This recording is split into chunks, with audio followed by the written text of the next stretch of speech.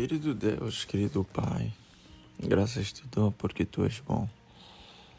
E a Tua misericórdia dura até os dias de hoje em nossas vidas. Senhor, seja conosco no dia de hoje, seja com as nossas vidas espirituais no dia de hoje, seja conosco na leitura do dia de hoje. Seja conosco, Pai. A Ti rendemos graça, porque Tu és bom e não nos desamparas. Muito obrigado, Pai, por tudo. Assim orei confiante, no nome do Senhor Jesus Cristo. Amém. E hoje vamos ler o livro de Naum, no seu capítulo 1, que diz Sentença sobre Nínive. Livro da visão de Naum, da cidade de Elcos. Aí diz, a ira e a misericórdia de Deus. Naum, capítulo 1, verso 2 em diante. O Senhor é Deus zeloso e vingador. O Senhor é vingador e cheio de ira. O Senhor toma vingança contra os seus adversários e reserva a indignação para os seus inimigos.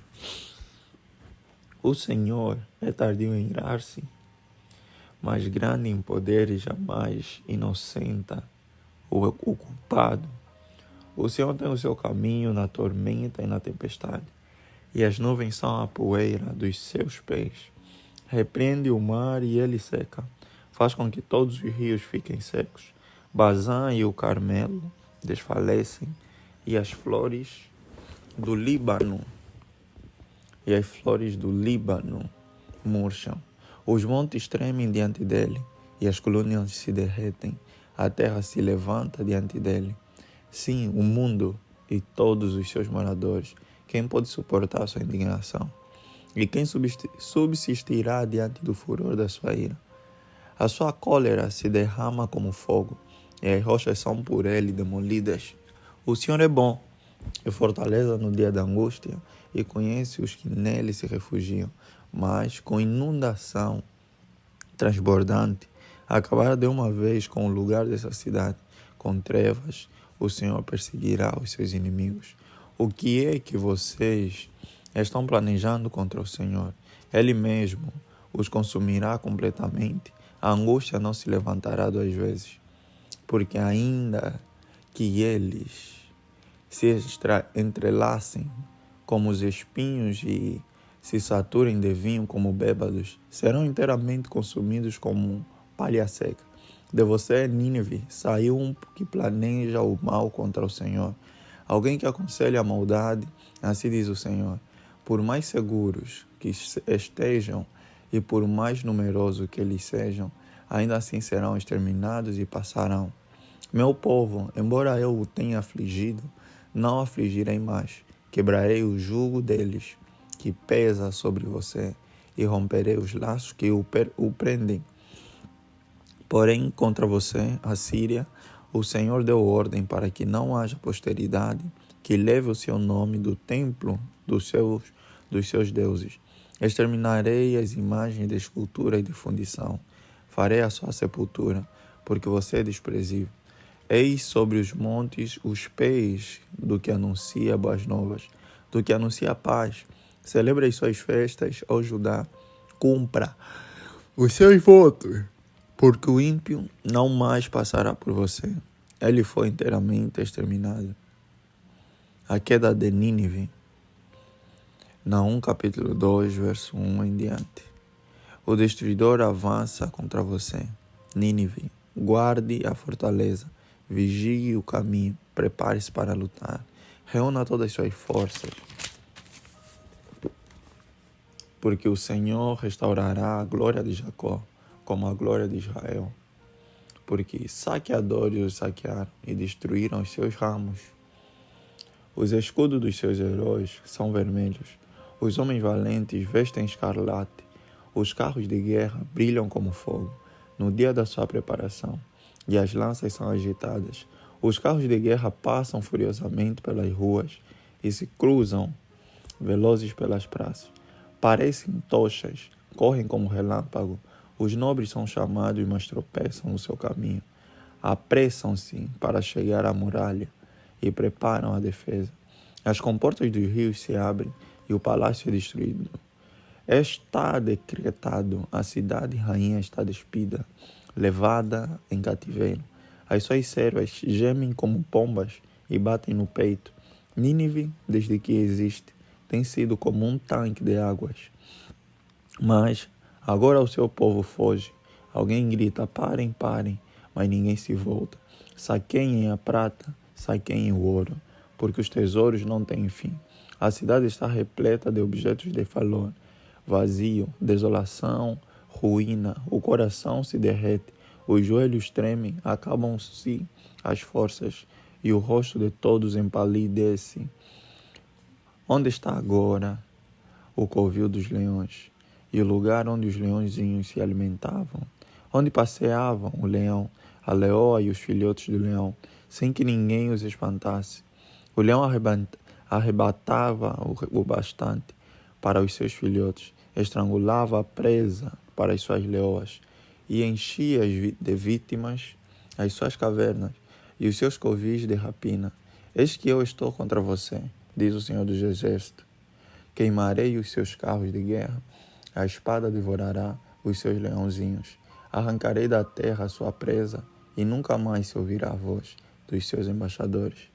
A ruína completa de Nínive, Naum capítulo 3, verso 1 em diante. Ai da cidade sanguinária, toda cheia de mentiras e de roubo, e que não solta a sua presa. Eis o estado dos açoites, o estalo dos açoites, o estrondo das rodas, o galope dos cavalos, e os carros que vão saltando, os cavaleiros que esporeiam, as espadas brilhantes, as lanças reluzentes, uma multidão de feridos, massa de cadáveres, mortos sem fim, chegam a tropeçar sobre os mortos. Tudo isso por causa da grande prostituição da bela e encantadora prostituta, da mestra de feitiçarias que seduzia as nações com a sua prostituição e os povos com as suas feitiçarias. Eis que eu estou contra você, diz o Senhor dos Exércitos. Levantarei as abas de sua saia sobre o seu rosto e mostrarei às nações a sua nudez e aos reinos as suas vergonhas. Vou jogar sujeira sobre você, tratá-la com desprezo e transformá-la com espetáculo.